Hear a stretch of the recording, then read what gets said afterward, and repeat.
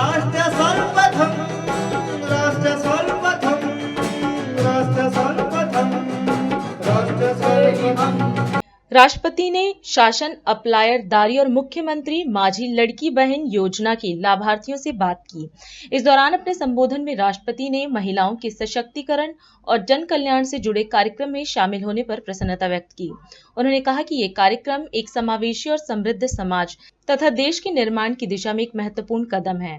राष्ट्रपति ने कहा कि महाराष्ट्र में महिलाएं राज्य व केंद्र सरकार की योजनाओं का लाभ ले रही हैं और आत्मनिर्भर बन रही हैं। राज्य सरकार स्वयं सहायता समूहों के माध्यम से महिलाओं को वित्तीय सहायता प्रदान कर रही है और साथ ही महिलाओं को कौशल प्रदान करने के प्रयास भी जारी हैं।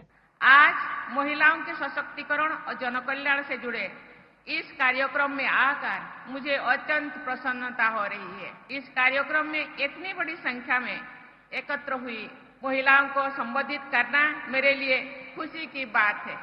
आज यहाँ आने से पहले मुझे बुद्ध विहार का उद्घाटन करने का अवसर मिला। इस विहार में एक मेडिटेशन सेंटर भी बनाया गया है जिसमें 1000 से अधिक व्यक्ति एक साथ ध्यान कर सकते हैं।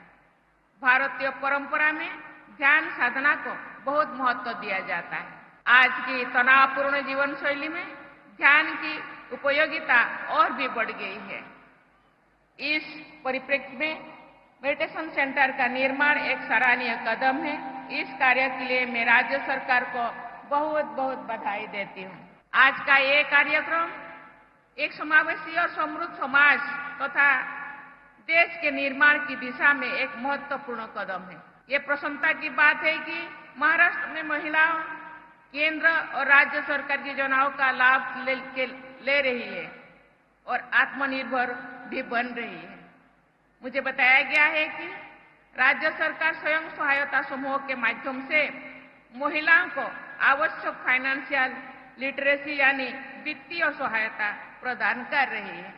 साथ ही महिलाओं को कौशल प्रदान करने के प्रयास भी किए जा रहे हैं। राज्य सरकार द्वारा आजीविका के लिए विभिन्न अवसर भी उपलब्ध कराया जा रहा है। मुझे बताया गया है कि राज्य सरकार ट्रांसपेरेंट और अकाउंटेबल गवर्नेंस को बढ़ावा देने के लिए भी अनेक कार्य कर रहे हैं। नागरिकों को मूलभूत सुविधाओं के लिए सरकारी दफ्तरों के चक्कर ना लगाने पड़े, इसके लिए सरकार ये सेवाएं उनके घर पहुंचा रहे हैं। देवियों और स्वजनों, महिलाओं के आर्थिक विकास 2 आयाम है, आर्थिक समावेश और आर्थिक सशक्तिकरण। राज्य सरकार द्वारा माझी लड़की बहन योजना के अंतर्गत महिलाओं को आर्थिक सहायता दी जा रही है। बैंकों में खाते खुलने से महिलाओं की आर्थिक प्रक्रिया में भागीदार भी बनती है। ये उल्लेखनीय है कि देश में 53 करोड़ से अधिक जनधन योजना में से लगभग 30 करोड़ से अधिक खाते महिलाओं के हैं। महिलाओं के आर्थिक सशक्तिकरण के लिए की जा रही ऐसी सभी पहलों के बारे में जानकर मुझे बहुत संतोष हो रही है। अनुभव के आधार पर ऐसा कहा जाता है कि समान परिस्थितियों में परिवार के आर्थिक संसाधनों को सब के लिए उपयोग करने की भावना और समझ महिलाओं में पुरुषों से अधिक होती है। ये माना जा सकता है कि यदि आप एक पुरुष की शिक्षित करेंगे, केवल एक व्यक्ति को ही शिक्षित करते हैं, लेकिन यदि आप एक महिला को शिक्षित करते हैं तो पूरे परिवार और भावी पीढ़ी को भी शिक्षित करते हैं। यही बात आर्थिक सशक्तिकरण के लिए भी सही है। यदि महिलाओं की आर्थिक रूप से सशक्ति होती है तो पूरा परिवार और आने वाली पीढ़ी भी सशक्ति होती है। देवियों और स्वजनों, भारत सरकार की लखपति दीदी योजना के माध्यम से पूरे देश से करीब 1 करोड़ बहनें लखपति दीदी बन गई है। वे अपने परिवार के लिए निर्णय ले रही है और अन्य महिलाओं को भी आत्मनिर्भर बनने में के लिए प्रेरित कर रही है।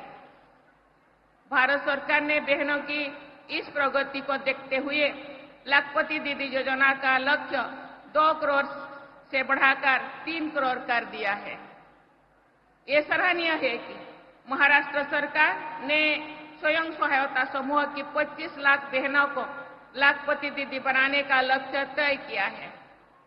मुझे ये जानकर खुशी हो रही है कि अभी तक महाराष्ट्र में 13 लाख बहनें लखपति दीदी बन चुकी हैं। लखपति दीदी पहल के द्वारा अनेक महिलाओं के बढ़ते आत्मविश्वास, जागरूकता और नवचेतना के उदाहरण सामने आ रहा है। ये सराहनीय है कि राज्य सरकार महिलाओं के स्वास्थ्य और पोषण की सुनिश्चित करने के लिए भी अनेक कदम उठा रहे हैं।